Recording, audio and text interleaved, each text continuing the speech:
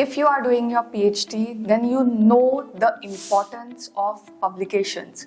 Without publishing your research paper, you cannot complete your PhD. And it is a fact.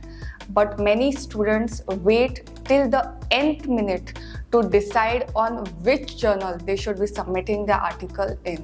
And this is the biggest mistake that you can do as a research scholar. In today's video, I'm going to cover everything about selecting the right journal for your publication. You may be from any discipline, whether it is humanities, science, social science, management, economics. Today's video will serve you like nothing else. I'm going to speak about the different journal metrics or matrices that you need to be keeping in mind, that if the journal has this particular matrix, then it is a good journal. I'm also going to tell you about the different types of journals, what is open access, what is predatory journals, and how you can navigate this ocean of different journals which are there. Next, I will speak about the tools that you can use. There are some online websites, and if you are a beginner or if you are trying to publish your research paper for the first time, then how do you get to know which journal is the best? There are some websites which will tell you about certain matrices, and I will help you navigate those. In the end, I will tell you about a step-by-step guide. If you have no idea what journal you should choose, you are starting from here, you get an idea what are the different steps to be followed, and in the end, what you will get to know. So all these things, whether you are a fresher, beginner, you are trying to publish your first paper, or even if you have published your paper initially, what are the things that you can do so that your time requirement for that particular purpose gets shortened and you publish your paper in the best journals out there. What are we waiting for? Without further ado, let's begin. Now let's discuss about journal matrices. So what are journal matrices? These are some measures or some numbers associated with that journal which will help you decide whether it is a good journal or a bad journal. These matrices are not the only thing that you can do or only thing that you can search for when it comes to selecting the right journal. However, it does give you an idea about the different things that are going on in that particular field, and will also give you a lot of idea about how you should navigate this sea of journals. So the first one is impact factor. It is the most sought after and the oldest metric when it comes to journal. So usually what impact factor means is number of citations that particular journal or that particular article has had. For example, say suppose an article from journal A has been cited 500 times and an article from journal B has cited 100 times. That means journal A has higher authority because its articles are getting shared. Think of it like a YouTube video which has been shared a lot. Why is it being shared a lot? Because either the content is good, or it is informative, or it is entertaining. Okay, these three criteria are there. That is why the video is being shared more. That means it has the potential to reach people. So the impact of that video would be more, isn't it? Similarly, if an article from a journal is cited more, cited meaning shared more or referenced more. Like if you check any reference paper, at the end there are citations or there are reference links from where the author has used that information. So that is called as citation or citation. So if a journal has been cited more, that means the impact factor is more. One thing with impact factor is that just because the impact factor is higher does not mean that you are going to find those articles useful. I have come across journals whose impact factor was hardly 0.5, 0.8, not even 3 and 4. And these articles have been immense value. But when you are trying to publish as an author, then it makes sense to try to publish in higher impact journals. Then there is something called as site score metrics, which help you to measure the impact factor of the journal.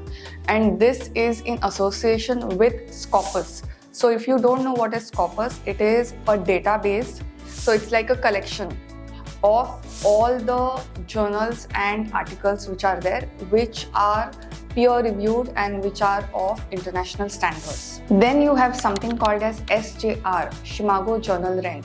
So this is basically how prestigious the journal is. So this score decides on that. We are not getting into the details of how to calculate or all of that. This video is catering to the beginner audience which is trying to publish a paper. Then there is something called as H-index. So H-index is for individuals, it is not for journal. That is why I am not going into the details of it. So H-index is basically your measure of contribution with respect to research. Say for example, you have 15 publications in your name as first author, and each of the publication has been cited or has been referenced 15 times. That means your H-index is 15. H-index is a measure of individual contribution, not that of journal. When you are looking at the journal, also determine what is the speed with which the articles are reviewed. Say for example, you are submitting your article today. That doesn't mean it will get reviewed by the authors by tomorrow and you will get a result in a week. At least 4 to 5 weeks it takes for a regular publishing house or a journal to review your paper. Then there is proofreading, then there are different things which come into it. So it's also important in how many days will you get to know whether your article is accepted or declined. So that if it gets rejected, you can definitely apply or get through in other journals. When you are selecting the journal also, it is better to understand the reach of the journal. As per the country or as per the region, how many downloads are happening of that particular research paper, in which region the articles are getting cited more. That also may help you to get more insights about your journal. There is one more parameter called as SNP score. Now this is a more specialized parameter. That means with respect to your impact factor, how many times the article is getting shared is calculated. Here, how many times the article is getting shared within that particular field. So it's a more targeted approach than your regular impact factor. If the SNP score is more than 1, that means it has a higher sharing potential, it has higher citation potential. We have covered all the metrics. Let's understand what are general journals and what are specialized journals. Say for example, now I'm working related to biogas or wastewater management specifically, and I'm working on something called as micropollutants. Now in that case, I have two options. One is to publish in any biology or biotechnology related journal, which is a generalized journal. Or I can focus on specific aspects of my paper. For example, I have used liquid chromatography, mass spectroscopy for my work. So I can focus on a journal which just targets that particular technique. So I can specialize on that, or I can publish my article in something related to wastewater management. So that would be specialized.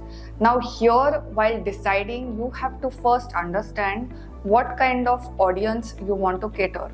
So for example, if you are publishing in a general kind of journal, the acceptance rates in this case are more. Also, one thing you need to understand is the citations could be less. If it is a targeted journal, the acceptance rates here are generally low because they want something that will fit into the ethos of that particular journal. However, the citations in that case would be more and it would be shared with a targeted audience. So there is scope for future improvements in that case. So both has its pros and cons, and you need to decide that first before even starting to write the publication. Understanding what kind of article that particular journal publishes, whether it is original research paper or review or systematic review or meta-analysis or case reports what kind of article is usually preferred in that journal. You will understand this once you go to the home page of that particular journal. If you give anything apart from what the journal stands for, then that is a surefire way of getting rejected. The next criteria that you should be aware of is publication mode and rights. What is the format of it? Whether it is print or whether it is online. Some journals will first publish in their online edition and then they will go for print. Also, understanding that some journals will publish just the data in one journal and the entire paper in some other format. We need to be aware of this before we start searching for the right journal. What is the format for including supplementary materials?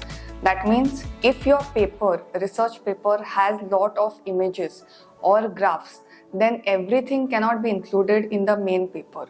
So what the journals do is they will ask for a separate folder which will have all these images and all the details which cannot be included in the main publication. So what is the format for that? Is it a PDF format or are there any different kind of formats which are required for submitting your supplementary material? The type of subscription will decide whether the access would be more or less, and I'll explain what it means. Whether the journal is on subscription based, there are membership fees for it. As a reader, I'm saying, not as an author. As a reader, whether the journal has subscription fee or is it open access or is it pay per view. That means if somebody wants to read your article, then they have to pay, otherwise they don't have to pay for the entire journal. Is it site license or is it subscription based? This also will decide. This helps the journal to get more viewership. If it is open access, I will explain what it means in a while. Then there are more chances of it getting cited. Now coming to something called as open access. What are open access articles or open access journals? Now whenever you access a particular article in a journal, you have to either buy the subscription or where you are doing your PhD, they will buy the subscription and they will give you access. So basically you have to pay. Open access means to read the article, you don't have to pay anything. Freely available on the internet, it can be freely shared and it can be freely accessed by everyone. Now, the downside of this is, as an author, if you want to publish in an open access journal, you have to pay the fee as an author. Whereas if you are publishing in a subscription based journal, that means the article is not free, it is charging a fee from its viewer. Then in that case, as an author, you do not have to pay any fees. This is the basic difference. Now under open access also, there are 3 modes. First is green access. Green access means it will give you access to the manuscript. Manuscript is the first draft of your publication before it gets published in the final version. So it will give you access to the manuscript, to all the images, to all the materials which are present. Then there is something called as gold access. Gold access means it will give you access or you will be able to view the final copy of the publication, not the manuscript. And then there is something called as hybrid open access. Hybrid open access means certain portions can be viewed for free, whereas certain portions you need to pay and view it as a reader. So whenever you are publishing in open access, for readers it is free, but for author, if you want to give your publication in an open access journal, then there is a fee and it is called as article processing charge, APC. The next parameter that you can check is copyright. So copyright can be owned by the author or by the journal.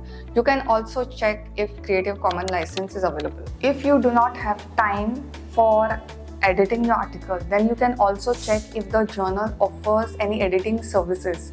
So many of the times you have the budget to pay for more, however you don't have the time. So in that case, you can just give the article and editing and processing could be done by the journal authorities themselves. So for that you will have to pay extra. Also you can check if the publication frequency, that means is the journal getting published once a month or once a year or in 6 months. That also will help you to decide whether your journal is reaching a far audience or not. The next parameter that you might want to check is peer review. Peer review means there are certain scientific experts on the board that will go through your paper without knowing the identity of where you come from where the article is submitted, and based on that they will give a feedback. So if an article is peer reviewed, that means that particular journal ranks higher. There are several types of peer review, like blind peer reviews or open peer reviews or closed peer reviews. So depending on that, you might want to decide whether you want to submit an article to this particular journal or no. And also understanding what is the requirement of your institute. If your institute requires a publication to be published in a journal which is peer reviewed, then you might want to consider that as well. If you are finally selecting your journal, then there are few questions that you might want to ask yourself before you go ahead with the pre-submission inquiry. Are the journal publisher, editor and editorial board well known? Is the journal affiliated to a professional society? Is the journal recommended by your library or society? Do your colleagues read the journal or have been cited there, or have they published there? Is the journal known for ethics, quality content, language and production? Is the journal included in a respected journal or specific indexes with a long history and a permanent online archive? What are the journal's bibliometric scores, such as impact factor? How old is the journal? If your journal is more than 10 years, then most often they are considered as good. Not always, but most often. Since you cannot finish your PhD without a publication, at least that is the mandatory criteria in most of the institutes and universities, there is a rise in a kind of journals called as predatory journals. Okay, predatory journals are journals which publish your article. They won't even care whether there is peer review or anything. As long as you give them money, your article will get published. In such case, it is very important to be careful that you do not publish in predatory journals. Now, how do you get to know whether it is a predatory journal or no? Most often in your email, you get invitations from journals to submit an article, and it is very important to first check the impact factor and all the factors and matrices which I have mentioned earlier, so that you do not fall prey to this, and whether this particular journal has its own independent existence or is just publishing for money. Because if you do that, there are a lot of times where the journal articles have got retracted, meaning if you publish also, after some time the publishing house, or because of plagiarism or different other complications, the article is taken down. So it is as good as not publishing a paper. So you need to be very careful at this front. Now that you have understood the different factors that affect the journal, let's understand if there are some more, or let's understand if there is a checklist for selecting the right journals. The first step that you can do, or the first thing that you can look for, is a preliminary screening. You can check for journal's homepage, also full aim and scope about the journals. These sections can be checked for more information about that particular journal. Also on this page, you will get to know what kind of articles the particular journal does not publish. Some journals even speak clearly about that. So that will give you an idea and give more clarity. Has the journal published articles that are similar to yours? How do you decide this? You can go to that particular journal's homepage, go in the search bar and type the keywords, okay, and you will get the abstracts if it is paid journal, or full articles if it is an open access journal. So in that case, you will understand whether the article that you are submitting, it may fall within the scope, but such article has been published earlier on. Also aim to identify at least 3 to 5 published papers in that particular journal which are relating to that particular topic. The next thing that you can check is word count. What is the word count for the main publication, and what is the file format for submitting your supplementary file, extra files? This also will give you a much needed idea. If there is any article processing fee, then that is also something that you might want to explore. Journal's impact factor, quite important in the fraternity of research. One thing I should say based on my personal experience, that It all depends on at what stage of your PhD journey you are in or research journey you are in. Submission in high impact journals definitely takes a longer time than the usual. Also, the checks are slightly more stringent than the regular ones. So it's important that you go through the entire guidelines of publishing in that particular journal and can decide for yourself if it is worth publishing in that journal or no. Now you know everything about the journal, how to select the right journals, but you still don't know what are the different steps that you have to take so that from not knowing any journal where to publish, you will publish into a reputed journal. How do you do that? The first step is preliminary screening. So the first thing that you will do is understand your institute's guidelines. So if I speak about BITS, the publication has to be Scopus approved. Okay, it has to be there in Scopus. That means Scopus is the largest database. It is an article repository for all articles related to humanities, social sciences, technology, medicine, all these subjects are covered in that. So if the journal is Scopus approved, then I can publish in that. So understanding what are the guidelines laid down by your institute for publishing into that particular journal is really important before you understand and before you even start with your journal search. Then you will go to different journal matrices. The one that is most commonly used is impact factor. You can also check the different matrices that I had mentioned at the starting of the video. Then you will decide whether you want to publish in a broad journal, in a generalized journal, or a specialized journal. Both has its pros and cons, and I have discussed that in the beginning of the video. The next thing you will check is whether that particular journal has an affiliation to a particular society or a particular board or any kind of affiliation or collaboration with a particular society. That will help you decide whether the impact of that particular article would be to a targeted audience or to a broad audience. The next thing that you will do is go to your library and check what kind of subscriptions are available over there. If it is not in the library, then check what kind of access your institute has given you to. Okay. For example, a lot of times the library of that particular institute buys subscriptions. So what are the subscriptions which are available?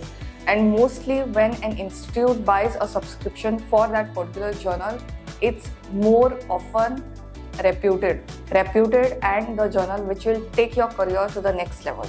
So if this is something, so do not ignore this fact. The next step is consider the journals that you have come across. If your article has been featured in that particular journal, then consider that. Also ask your peers and your colleagues related to their suggestions about the work, because most often than not, if you all are working under the same supervisor, most probably you will be publishing in similar journals.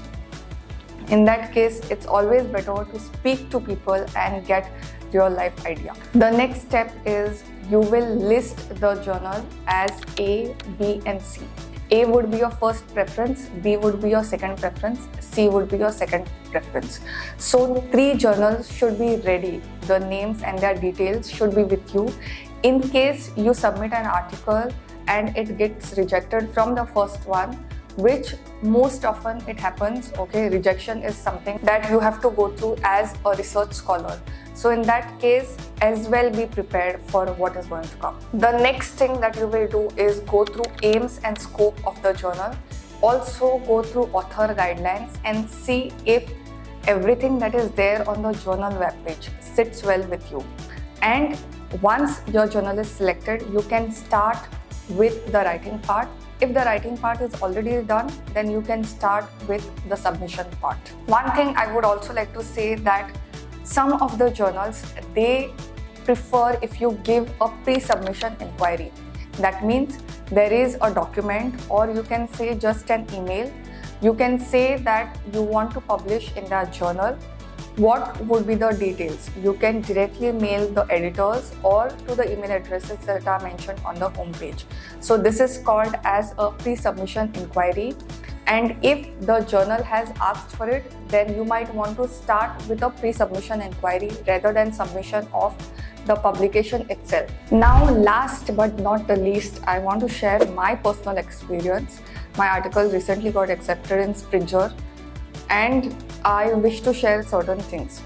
See, when you are doing your PhD, time is more critical of factor than the impact factor most of the times. Okay, if you are, say, suppose in your second or third year when you are trying to submit a publication, then in that case you can go for a higher impact factor because you can afford the time which is there in rejection or in submission inquiries. Okay, if you are in a stage, in the final stages where you know that your funding is going to get exhausted, then choose a journal with lesser review time. The impact factor also can be compromised in that case if you are looking for time as a factor.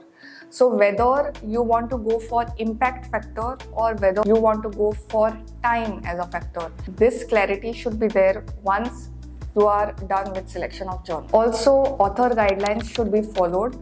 So for example, plagiarism is not allowed. There is a limit to which certain percentage of plagiarism can be allowed. So stick to that percentage and understand and follow the guidelines of authors accordingly. You can either give a publication or a book chapter.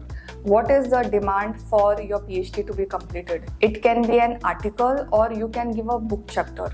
So depending on what, you can discuss this with your supervisor, and depending on what they say, you can check. Article processing charge, APC, is a real thing. So if you are planning for submission in a particular journal, then what are the fees that are associated? Generally, if it is a paid journal, then you don't have to pay anything. If it is an open access journal where the probability of citations are also more, then in that case there will be an APC. Whether it is broad or specialized journal, that also you have to check. Most importantly, patience.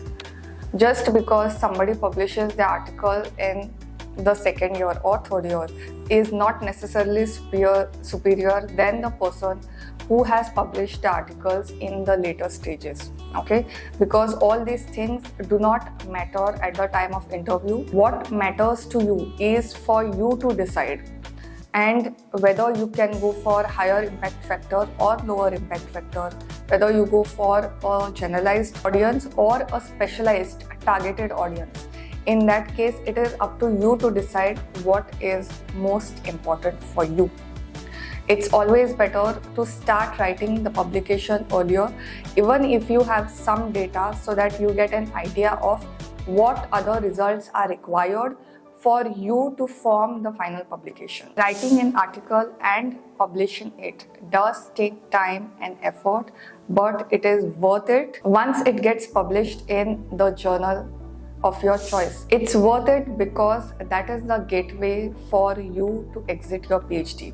Or if you are doing your postdoctoral research, it is a marker that you are close to the submission. With that, it's a wrap. If you have any other questions related to this particular topic, then do let me know in the comments. I'll be more than happy to help you. With that, it's a wrap. Till the next time. Bye.